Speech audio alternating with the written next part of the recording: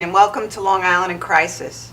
This show is dedicated to the education and empowerment for parents and any loved ones that's dealing with their families or loved ones' addiction.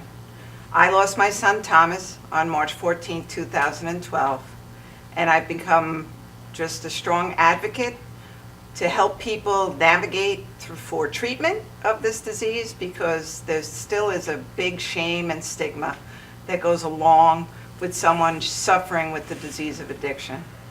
Tonight, I am so pleased to have Larry Glenz here, and Larry is the author of Forgiven Kevin. So, Larry, tell me, what is the date that you lost your son? I lost Kevin on Valentine's Day, February 14, 2010. And that was after 7 years of Battling. addiction. Yeah, 7 years of rehabs and 7 years of recovery and relapse. Yeah. You know, a lot of relapses and really short recovery periods until the last one, which was about 9 months. So over those 7 years, I guess we were in 3 inpatient Okay. facilities. I'd say countless outpatient facilities, maybe 7 or something like that. We had addiction psychologists. We covered all the bases. You know, you had Yes. 7 years. If you would have told me, Linda, that if I had 7 years to solve this problem, to know that my son's an opiate addict, and I would have told you, you're crazy if you don't think I can fix this, you know. Well, I guess the key thing I learned was we don't have the ability to fix it. Once an addict's an addict, the ball's in his court from that point on. Absolutely. You know, Absolutely. you can love him, you can support him, But you can't enable them.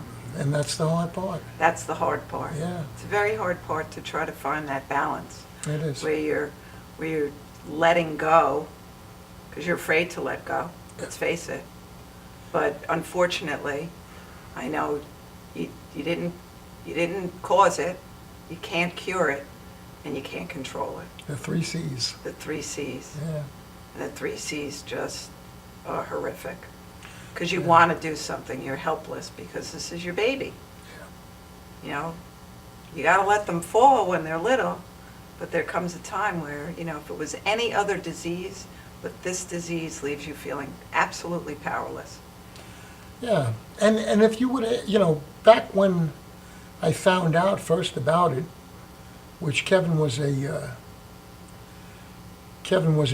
junior, I guess, at UMass, and a Division I lacrosse player, high school All-American, on a scholarship, playing great too, great lacrosse player. You were his coach. I was his high school coach, Yeah. and together we won 2 state championships. The only state championships, team championships in Lynbrook history in any sport, boys or Wow. girls, in all the history. And we won him in his junior and senior year, and he was one of the key figures on the team. So if you would have asked me back when he graduated high school in 2000, I would have said life is perfect. Kevin's the All-American boy. He was as popular as anybody. He had tons of friends, girlfriends, played 3 sports, scholarship athlete. Couldn't be better. And I thought things were perfect. But you know, even then they weren't, because what I didn't know was that Kevin was addicted to pot, even as a senior in high school. Everything I know about Gateway drugs? everything I know about Kevin's drug addiction, I know from him, or about these kind of drugs, I know from him during his periods of recovery. Because Okay. when Kevin was in recovery, he was all about getting better. He was Yes. all about confessing everything and explaining everything and turning it around. But when you hit the relapse, now you've got to start lying again. Yeah. But you can tell now. Oh, you You can always tell. know. You know something's You know. something's not right now. You know You it know? before you even see them. You Yeah. can feel it. Yeah. You can feel it in the air. There's a whole different, just the attitude changes just a little bit. You know, and that old, as I say it all the time, Thomas, my son, all-American boy, charismatic, smile, lacrosse goalie, excellent athlete, could light up a room, all of those things. That boy I miss every second of every day. Thomas, the addict, I don't miss. I don't miss the manipulative, the lying, they do anything. Their soul, they're kidnapped. It's the best way to say it. They're just kidnapped. Yeah. They're not there anymore. They become a host for the disease to thrive on. It's true. It's Yeah. true. And even, you know, when Kevin passed, for some reason, I was able to connect to his spirit. I had worked on this for a while. I've got a spiritual path that I follow. And it's been 5 years, but I get along great with Kevin right now. And the addict was tough to get along with. You know, Very the addict tough. was tough to get along with because he'd blame everybody else. Yes. And everything else. And he only admitted to what he was absolutely caught at. Absolutely. You know, and even then they would try. yeah, the And best even then they could. would try Yeah. not to admit to it. Yeah. So yeah, the addict is tough. You know, The there's no addict is question tough. about it. And those periods of recovery, even though they seem awfully brief compared to the, you know, and sometimes I didn't know when he was high and out. Like we went to AA meetings together, Mm-hmm. and we read the big book together, and we did all this. He was high, but he was playing the game. He was He's going walking to that fine line. yeah. You're going to outpatient rehab, which I called rehab-like. You know, like it wasn't the real deal. I mean, it can be. It can be. It can be, but If the person is completely, yeah. But this entrenched is in what it. he used in order to get me off his case. Yes. Or his mother off his case. Yes. You know, I'm going to rehab. I'm you know. I'm going to doing outpatient, good. I'm going to my meetings. Yeah. And sometimes he was. But there were long periods where he wasn't, Yeah. and he was bluffing. And And the only person he was lying to was himself, Yeah. really, ultimately. yeah. Yeah. That that's true. drug, the opiates, heroin, such a hold. Just, Well, that's the thing, you know, it to somebody who doesn't know that, yeah. like let's say I didn't know it then. I had It's- people say to me, take his phone away. Just tell him to stop. Doesn't, you have no idea what you're dealing with until you've lived through the chaos and the hell that it is that path. Because when that's in your house, money's missing, jewelry's missing, you name it, it's going to be gone. Yeah, they have to steal They have to. because you know. They don't with- want to. No, with a heroin addict though, it's not like you can take a day off. No. You know, it's not like you take a day off or you do it on Tuesday and Friday or something like this. It's not like that. You have to have it every day, or all you do is think about getting it. Yes. And on the second day, you're a complete mess. Third day, you're so sick that you'll do anything Anything, I know. in order to get it. To watch, Yeah. I mean, thinking back with Thomas, first off, skinny, with a lot of clothes. That was always the one sign too. When more layers started to come on, I always knew that we were much farther along not in recovery.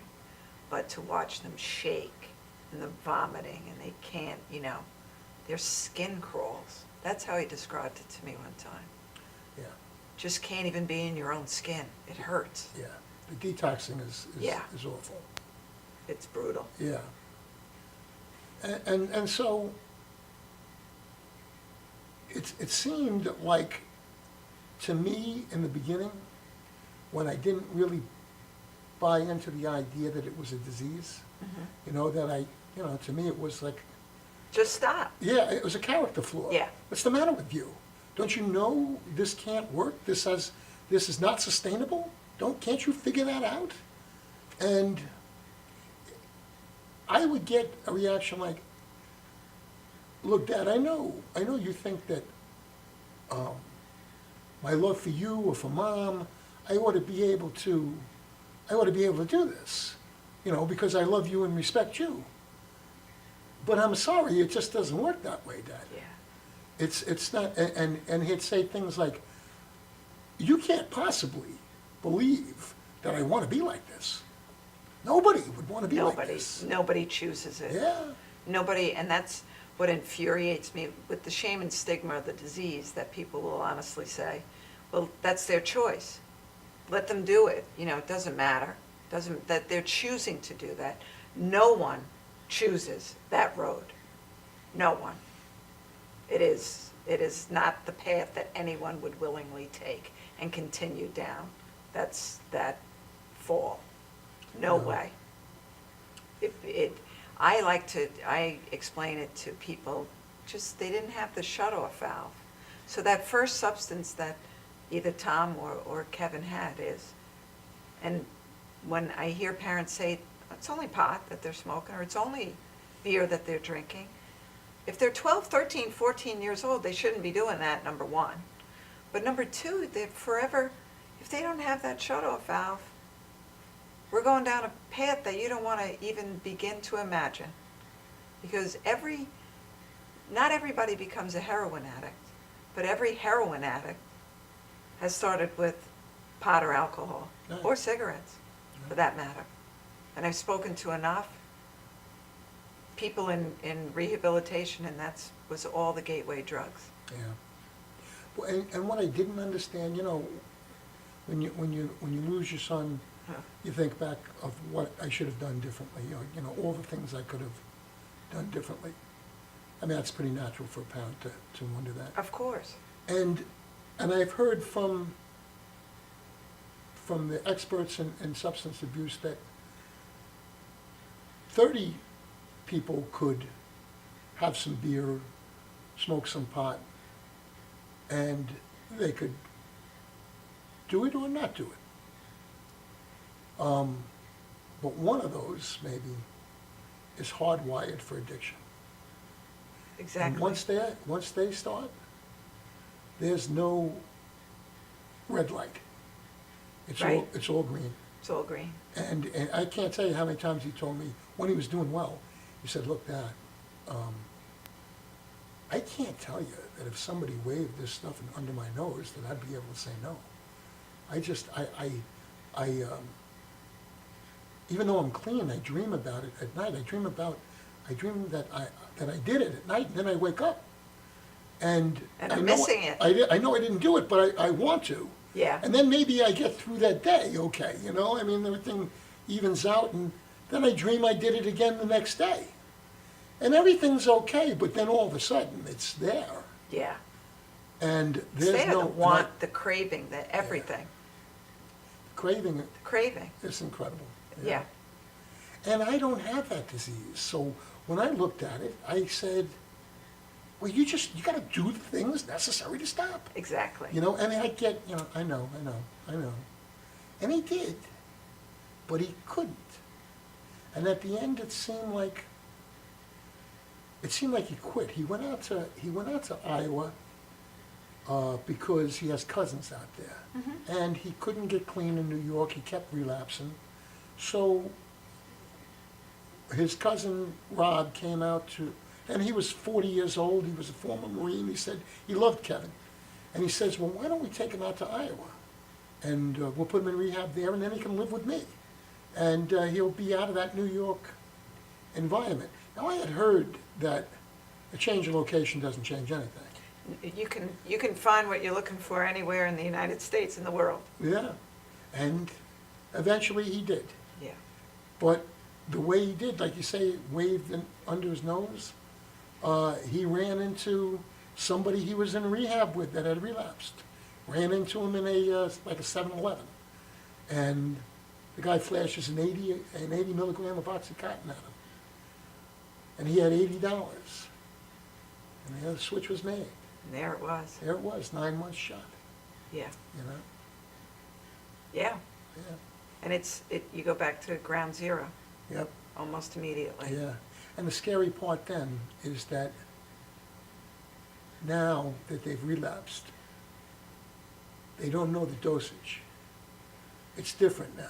Yeah, So a lot of these kids that are dying, and we know that they're dying all the time now. They're dying every week, they're dying right here. we lose really Yeah. one a day on Long Island. Yeah, and a lot of them overdosed because they stopped and relapsed and didn't get the dosage right. Others My of- son came home from Yeah, rehab, and the next morning, my 18-year-old son found his brother. He was going to go to a sober house with a friend of his that was already out there in the sober house doing well, and he didn't make it. He figured one more time. I don't know what he figured, you know. I guess I don't understand. I don't have the disease. I understand the disease. I understand, you know, and you say, why? Why that one more time? Why? But you can't say why. yeah. Well, that's like when Kevin went to Iowa for rehab. The reason he went, because I said to Rob, I said, you know, Kevin's not going to go to Iowa and go to rehab. I'm having trouble. I have a lot of trouble getting him into rehab all the time. So he's not going to go to Iowa. He's not going to go with you. And he says, well, you know, you can ask him, right? So I said, yeah, we'll ask him. So I said, hey, Kevin, you want to go live with Rob, go to rehab in Iowa, and then live with Rob in Iowa, in recovery? And he said, yeah, I'll go. And I was shocked. Right. But I didn't know, what I didn't know was that he was just one step ahead of the law. They were closing in on him. They had been stealing. Okay. And the cops had captured some of the people that were involved. And they were coming for him. So he was ready to get on a plane. He had bags of heroin taped to his leg when he got on the plane. He figured he was going to get out of New York. And then when he got there, he shot up the heroin. And I said, you shot up the heroin in order to go into rehab? And he said to me, he looked straight at me, and he said, well, what else was I going to do with it? Of course, I shot it up. Now, for somebody like anybody, I'd say you think that's crazy. Exactly. You think But it's... to an addict, No, it's... that makes complete sense. Yeah, absolutely. You know? Absolutely. Yeah. I know, it's crazy, but all stories, so all parents that unfortunately, and that's what I call, we belong to a club that no parent should ever belong to. And I don't want any more members. And unfortunately, just spoke to a woman yesterday, just lost her daughter 10 days ago. Same thing, 9 months clean. Had a bad weekend. Why? You know, why are so many people looking to escape reality, number one? So we talk about coping skills Yeah. and the ability to get through a storm. It's not that storms are not going to come. They're going to come, but you have to be equipped to handle the storm. Who do I go to sit in the storm to get to the other side? How do I tap into my higher power, to all of those things so I can be, and it's okay. I'm in the storm, but I'm going to come out the other side. And I think in the world today, we don't have that for a lot of young people, so they are turning to substances at a much younger age. And if they waited till, you know, the interesting thing to me is if a 12, 13, 14-year-old would wait until they're 22, 23, 24 to have their first substance, would they still be hardwired for addiction? Would their chances go down? You know, we'll never know that. But our job now is to educate more parents not to have that. You know, our kids need to be equipped much better. Yeah. And, you know, I didn't really think about the fact that my son, Kevin, might be hardwired for addiction, but I should have. If we look back in our family, both sides of Kevin's family, there's addiction all through. There's alcoholism, there's addiction, it runs pretty thoroughly. Yeah. And because I didn't have it, and my brother didn't have it, and my oldest son didn't have it,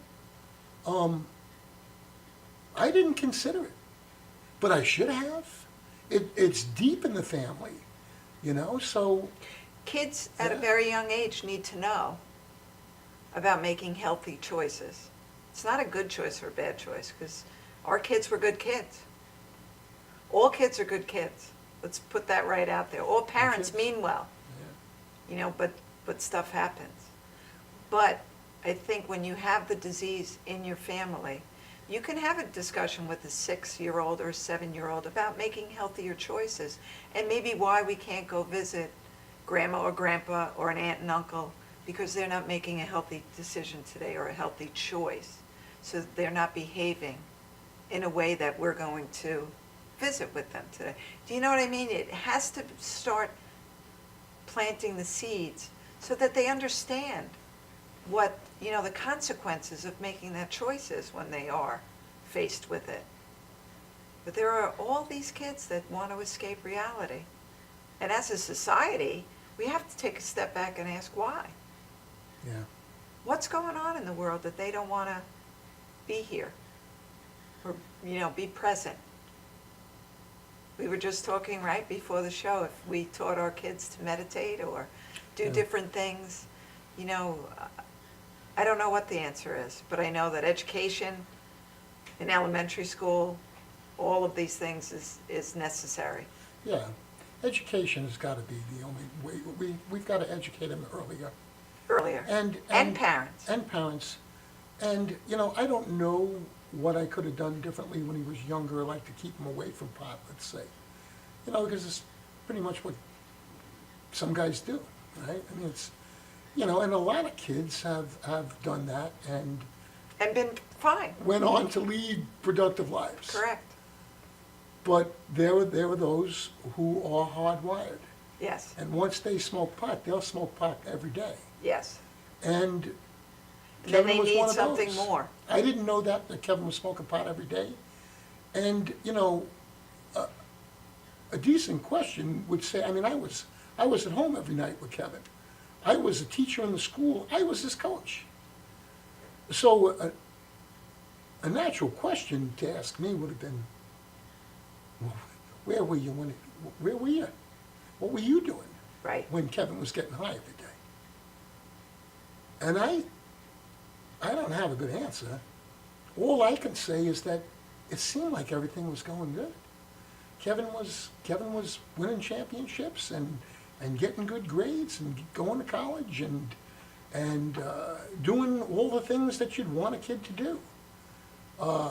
Did I really look real kid? If you would have asked me, was he smoking pot? Does your son smoke pot when he's a senior?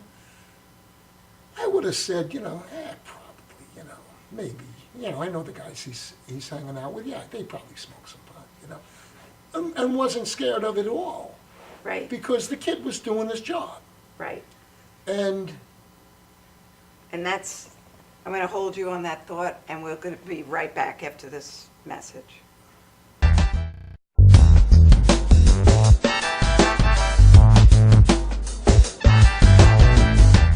Stretching under sedation, or manipulation under anesthesia, is a very gentle, very precise procedure to very slowly release any scar tissue that is formed as a result of a traumatic injury. Many people ask, how does this work?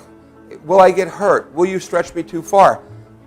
We only stretch the body part to its normal range of motion. After completing the post-MUA rehabilitation program, it's very common that our patients say to us, hey, I can play ball with my kid again. Hey, I can bowl again. Hey, I can enjoy hiking again. This is what makes it rewarding to us as practitioners.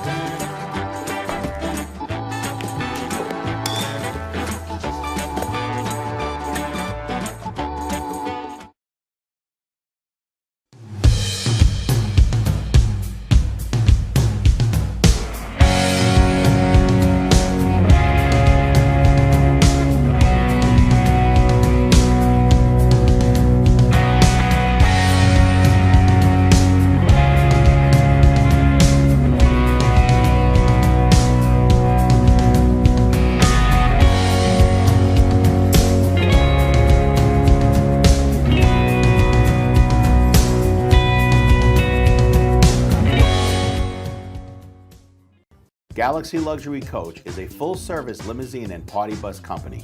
Family-owned and operated, we are an industry leader with over 25 years of experience in providing best-in-class luxury transportation for your special event. Whether it's your precious wedding day, an all-day wine tour out east, your high school prom, that special birthday, or just an amazing night on the town, our professional chauffeurs stand ready to ensure your special event is truly special. Galaxy Luxury Coach has one of the largest and modern party bus fleets in the New York area. Our party buses are simply nightclubs on wheels. Concert sound systems, light shows, lasers and strobes, multicolor LED lighting brilliantly lights your party bus inside and out. For corporate and more laid-back events, we will cater to your specific needs and requests. What sets Galaxy aside from all others in the luxury transportation industry is our attention to detail in customizing our services to your special event. At Galaxy, it's all about you and your guests. Galaxy customers return time and time again because they know they can trust Galaxy to help deliver those lifetime memorable moments. Step aboard and let your Galaxy experience begin.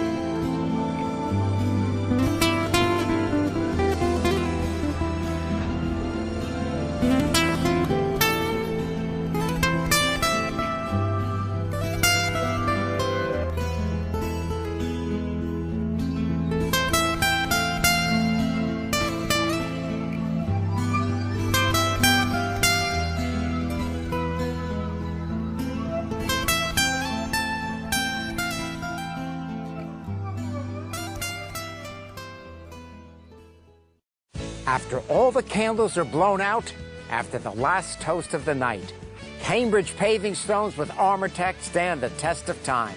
Beautifully designed, built to last.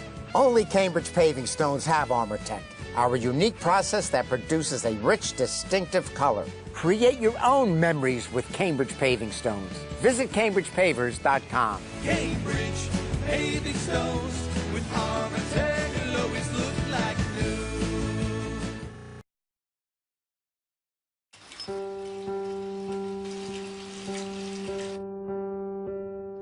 I think this is a good time to tell you. You're doing okay, Mom. I can call you Mom, right? I know we haven't known each other very long, but you seem like a real keeper. You're not perfect. There was that strained carrots incident, but you're trying. You pick up my bottle every time I toss it out of my stroller. That's high comedy to an 8-month-old. You hum the Barber of Seville when you wash my hair. So cool. And your rub-downs are out of this world. Anyway, I want you to know how much I appreciate you. You know, right? How much I love you? You're doing okay, Mom.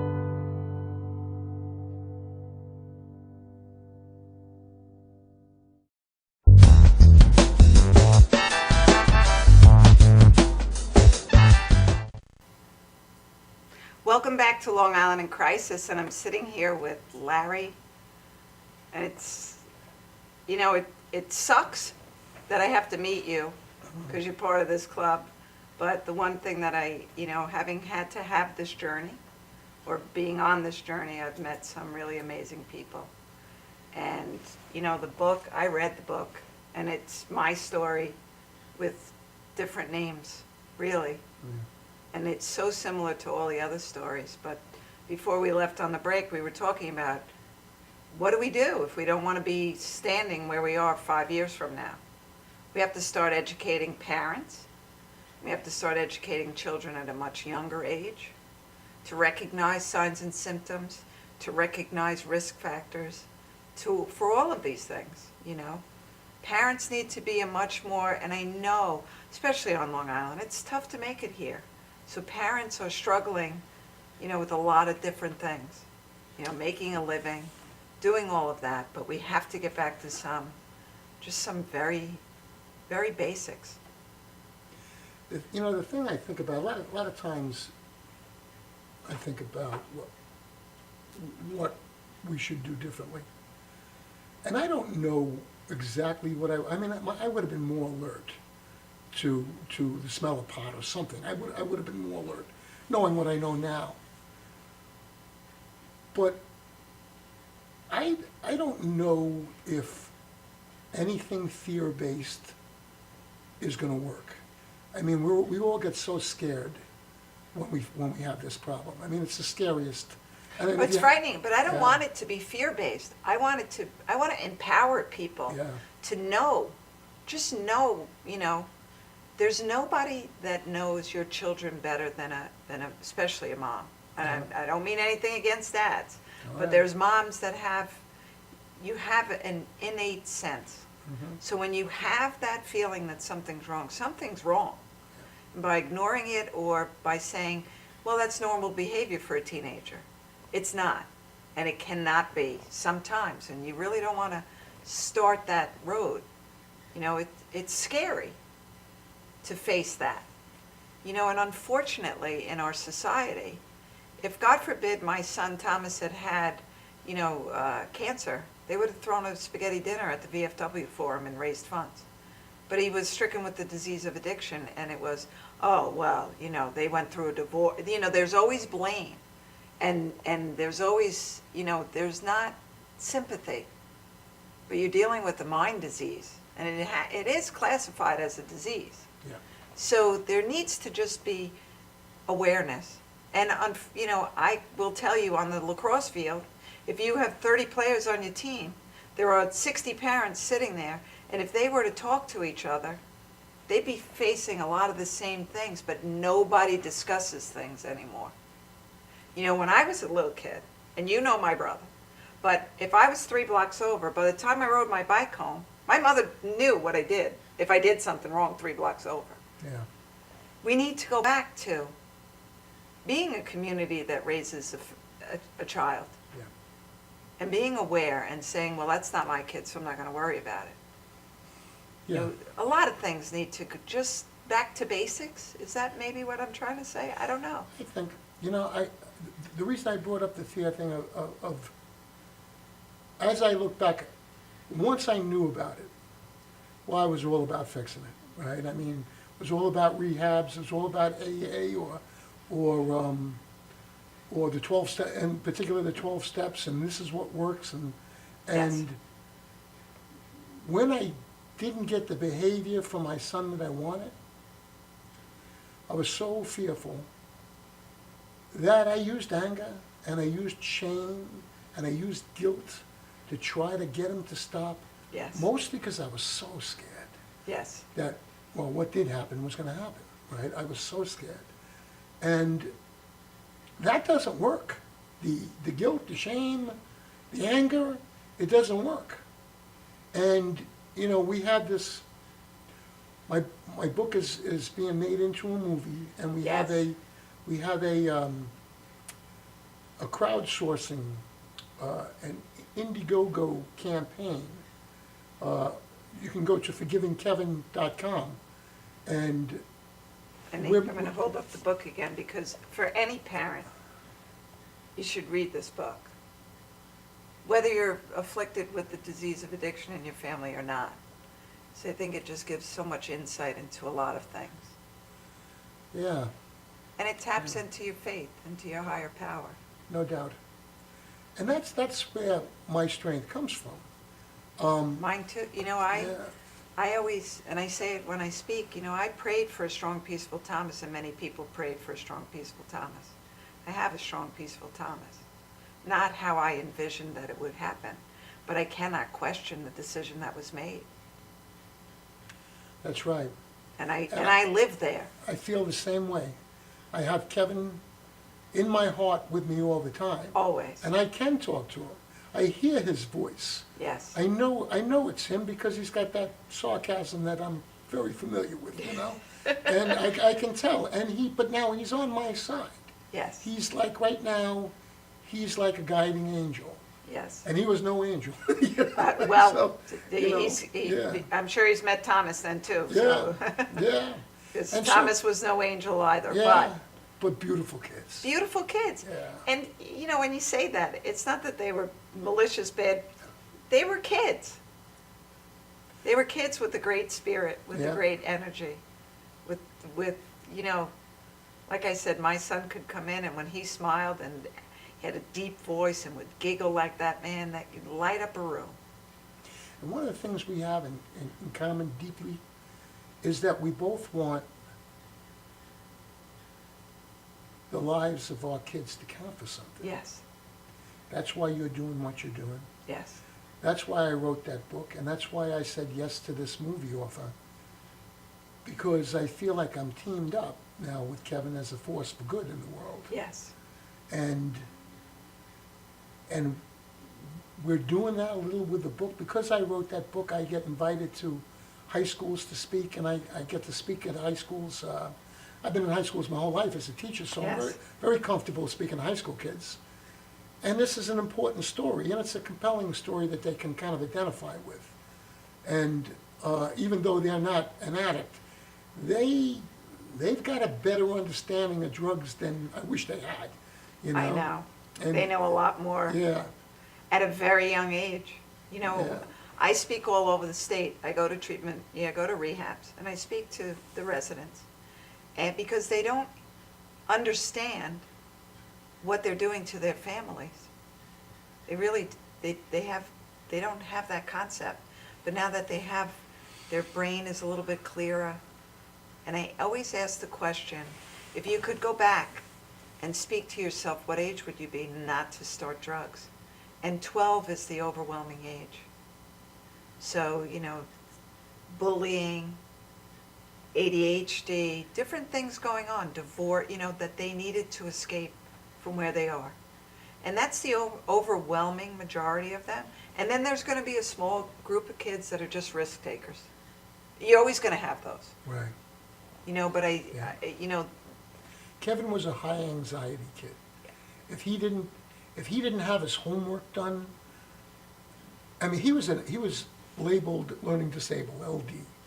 And so that basically meant he had trouble reading. He didn't see the words the same way. But he worked at it, you know, the kid worked at it because he was a driven kid. yes, But he did tell me that, he says, well, you know the anxiety that I had Yes. when I didn't have my homework done and I was going to school, or if I fumbled the football, or if I lost the wrestling match, or if I didn't score the goal that was going to win the game. You know how anxiety-ridden I was? He said, when I found pot, I medicated on that. Yes. It took some of that away, and it also had a social aspect with friends and you know. and so- girls. Yeah, Let's be, girls. you know, Yeah. kids with the opposite sex. They need to take a little. They're scared to start to talk to them. They Yeah, want to, Sure. but you know, it's all of those things. But I didn't think that he might be different than me or his brother or something like that. I didn't think about that gene for addiction, Yes. you know, that is so deep in him that he confessed was in him and that he didn't know what to do. That's what he said, you can't believe I want to be like this. You know, and I can understand it now. Yeah, I I know. understand it now. But I am, and I can see you feel the same way. I am pleased to have him back with me right now, even though it's only spirit. And Kevin died with a daughter that was 4 months old, and now she's 5.5, and we just had her the whole summer. She just went back to Iowa Saturday night, and That's beautiful. yeah, he at least he left us this beautiful girl. Yes. And now I've written a book, and now that we're making a movie of it, we have to figure out how we're going to tell her about Kevin? What age are we going to tell her about drugs and how her Well, father and that's died? what I was just saying. So, you Yeah. know, there's different ways, you know. You have to, you know, Kevin didn't make a healthy choice. And he, you know, you have to start, you know, just simple things. Because at each age, each year, she's going to be able to absorb just a little bit more. But nothing to scare her or anything else. But she knows what it is to make a healthy decision. My grandson once said, we left church one day, you'll like this story. He goes, he calls me Mima. Mima, what does God look like? I go, you know, I haven't met him yet. I'm not sure. I go, but he's that voice that always tells you the right thing to do if you're just going to go down the wrong road. And he was looking at me and he went like this. He went, I got to listen to that voice a little more often. Yeah. But that's, you know what but I kept it simple. It's just simple things that they can really process. So, you know, for our kids that are in kindergarten, we need to build their self-esteem so that they're not so easily feeling anxiety or feeling that they haven't done something right. Just because you didn't get your homework done doesn't make you bad, and it doesn't make you that you did something wrong. Right. It just makes you perfectly human. So, you know, there has to be an appropriate level of stress for each age, too. But once our child is addicted, Yes. it seems to me, or it seemed to me at the time, that only a connection to your higher power is going to give you the strength to beat this. And I still feel that way. I absolutely feel that way. I just couldn't give that to him. You have to find it. Yeah, it's not something that you can do for another person. No. That's like the 3 C's. You didn't cause it, you can't control it or cure it, you know? You know, when I speak at different facilities now, I'm very tapped into my higher power. And I hear him loud and clear who I'm supposed to go and stand near or talk to, or, you know, sometimes I'm having an internal dialogue like, could you give me a minute? I'm still speaking, and he's still yelling at me to go here. And there must be, you know, for me, when I, you know, think about that person that I'm supposed to go towards has already started a dialogue with their higher power. And I'm there to validate or to give something more. But I look at it this way. If I give one person in a room of 100 people, if I help them, that they go on and they help one person who helps one, we're going to change a lot of lives that way. Yeah, Not going to change all of them, yeah. but if you change one each time you speak, and now when I go to different places and I go, you know, if I change but one person here today, I've done a great job. Whose life am I going to change? And everybody raises their hand. Say, oh, you know, and sometimes I always tell them, just say hi to your higher power and see what happens. Open the door.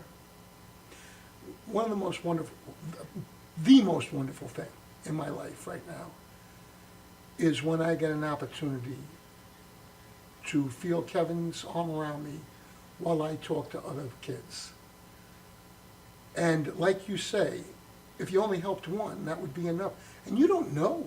You don't know. You don't know. You'll never know how many lives you save. Absolutely. But having Kevin as a guiding angel now, having him on my side to help people, because Kevin actually, when he was in recovery in Iowa, he got a job as a gambling addiction counselor. He was an addiction counselor for gamblers. He had a bachelor's of social work out of UMass. Okay. And so he was qualified, certified, whatever. And they say he was real good at it. Of course he was. He knew exactly. Yeah, and yet he still relapsed. He knew everything. He had been in enough rehabs. He had gone through the process, and it still wasn't enough. And I've got to believe that's the way it was going to happen no matter what. No matter what we did, we weren't going to save him. But now, even though Kevin's not alive in form, his spirit Is can doing do a lot of good. Perhaps through me, the two of us together. I'm sure you feel that way with Thomas. Oh, That's my what, goodness, That's what you know? motivates you to do what you're doing. absolutely gives me the strength Yeah. and the motivation. And I honestly believe that it was our journey. It was, you know, it's people sometimes don't believe me, but I was reading a book, and it was written by a female orthopedist who died in a kayaking accident. And I don't remember the name of the book, but I got to a certain point in the book, and it was right after Thomas passed that I was reading this book, something about going to heaven, and she also lost her middle son.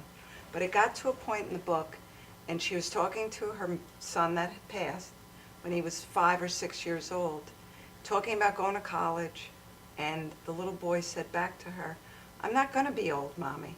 And I couldn't read the book anymore because it came back right to my mind. I knew exactly. I was on Indian Head Road with Thomas in the car, and we were discussing and he said to me, "I'm not going to be old, Mommy. I'm going to die young." And I said, "Don't ever speak like that. You know, like, don't talk like that." Yeah. And it gave me more clarity on that was his journey. It was our journey. We were picked long before we were Thomas and Mom. I believe that He too. changed me into the warrior that I've become. And he gives me the strength, and you know, my faith grows every single day, that it gives me the ability to do what I need to do. And I can tap into that. So, you know, it's not by accident. It's not by accident that you and I met. There are no accidents. There are no coincidences. People come together for a common cause, and you're not going to be able to stop that when we all come together. So the movie, if it starts to educate more people to get everyone going in the same direction, what can happen? It doesn't take a lot of people to make a big change. And it's funny though, you know, the things I learned from those 7 years, that 7-year struggle, the most important things don't have anything to do with addiction. You know, it seems like I learned that in any situation, only the love's going to matter here. There's nothing else that's going to count. No achievement or Nothing else any is gonna accomplishment. count. No, just the love. And since he died, it's more clear that forgiveness is the key to happiness, the key to getting through this. And I have to forgive myself for not being able to save him. And I Well, have to forgive him Yeah. for being the way he was. And everybody else who was on that story, everybody's doing the best they can. Yes. You know, they're all doing the best they can. And if you don't let go, I know people, and I'm sure you do too, that they can't get out of bed in the morning anymore. I know. They're not worth much anymore. Whereas you, and hopefully I am fighting for something now. I'm Absolutely. motivated, but I'm motivated by my son's love. I'm Yes, not motivated. absolutely. I'm not motivated by a By his- fear of anything. You know, if someone was to say to me that if I could go back in time and never have Thomas, so I would never experience the pain that no one should experience as a parent, I would say no any day, because his life is so much bigger than his death and his addiction. Yeah. He brought me more joy and happiness and taught me how to love unconditionally. I mean, when you hold your baby, what do you feel? You know, you don't even know how much you're loved by your parents until you have that first child. That's right. You can't even imagine the depth and the breadth of it. Yeah. So, you know, what do we have? We have forgiveness. We have forgiveness and acceptance. I wished I could have given it to that belief in that higher power to Kevin. I wish I could give it to everybody. I know. I wish I could give it to everybody. That's something though that's what you have for yourself, and then you can give it to somebody else, I guess, if they look at you and see how you react to certain things. Like, I'd like to think that the two of us are reacting well to what happened. You know, and we're doing positive things. And do you have bad days? I have bad days. Yeah, sure. But you know what I do? I get down on my hands and knees and I just say, I need my peaceful heart back. And in that moment in time, I have my peaceful heart back. So again, it's not that bad days aren't coming. Right, It's just that I know how to get through them a little bit better. yeah, You know, and I wish I could give that to people. I can just be the example. I can just be, that's all I can be. that's, And I can share my experiences. And I know who got me through there. I know who holds me up. More times than not, probably.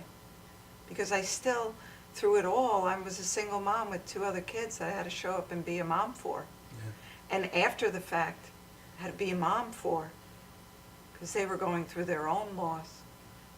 So if I fell apart, then what happens? that's right, You have to show up. that's right. And what you're doing is such a positive What we're thing. doing. What we're doing is such a positive thing for our son and for his place in the healing of the world here. You know? Oh, absolutely. You know, And I think that the 2 of them, like you said, so I believe that they work on the other side, you know, doing working whatever it class. is, Yeah. whether it's for us or it's for other people that are, you know, they go and whisper to. You know, my son saved 3 other kids. He actually went to their parents, and I didn't find that out till after he had passed. But he could help other people, but couldn't help himself. And, you know, you say, why? But the night before he passed, he looked at me and said, you know, Mom, I know there is a God because the thoughts I have sometimes, I know they're not my own. And what a blessing that was for me Yeah. days later, because he did figure it out, just when it was the perfect timing Yeah. for him. Yeah, Kevin had it. he did. He did. Those last days, he didn't. He had nothing but doubt. He had nothing but shame and guilt that he had let so many people down, and now he had relapsed, and everybody knew it. And he tried again, and he got clean for a few days, and then the drug dealer called him up and asked him for a ride across the river. They went to Mississippi, ride across the river to pick some up. And Kevin, I talked to Kevin the night before he died, and he had actually overdosed the day before from this. He went over the river, he got the stuff, and then he did the heroin up, and he overdosed. And cops had to come and take him to the hospital, and I found out that he had overdosed, and I talked to him that night. And it was an eerie thing, because he said, I've never been so scared in all my life. He says, this is so much different. And he had overdosed before. This wasn't his first overdose. And he had said, I've never been so scared. This is so much different than any other time. I don't want to die. And I don't know what to do. I'm so scared. And I thought, Kevin, this is rock bottom. This is the time that you're going to make it. This is what you needed. You know, you needed this. You're scared. And I thought, okay, good. Good. You know? Yeah. But he was so scared, I think, as I look at it now, because he knew that he still had that heroin that he had just overdosed Yeah. on the night before. And he knew he couldn't say no to it. And everybody was so upset with him that they left him alone. And he did it again. But he would have found a way to do it again, whether Yeah. people were with him all the time. Yeah. But before we leave, because I can't believe it's an hour already, tell us where to go, because I know you're raising money for the for the Okay. film. Yeah, we want And to I have, think that the film will bring, it's such a point, you know, it's our story. It's Yeah. everybody's story. Yeah. But other people need to see the journey. yeah, They need to see the journey. forgivingkevin.com is the website. You'll be able to become part of the movie, really. You can donate and become part of the movie. But go to forgivingkevin.com if you're interested in this, because there's going to be a lot of ways to help. And we're going to try to make a difference. It's an important story, and I know it's on Amazon also, that you can buy the book. But get the book, read the story, and for people struggling, I think it'll make a lot of sense for the moms or the family members. And even if you're not struggling, to have a little bit more compassion for people that do struggle with the disease of addiction. I think that's what we all need a little bit more of, is a lot more compassion for each other. That's a beautiful thought. Yeah. Yeah. Even if you do one nice thing once a day, what a difference the world would be. But That's how you heal.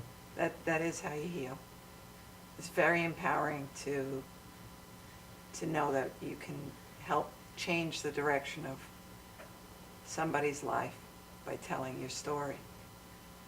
Thank you, Linda. Thank you, Larry, for coming tonight. My pleasure. Thank everybody for joining us. Forgivingkevin.com. Please go and check it out. Buy the book. Even if it's $5 that you can donate, just do it. Thank you so much. We'll see you again next week.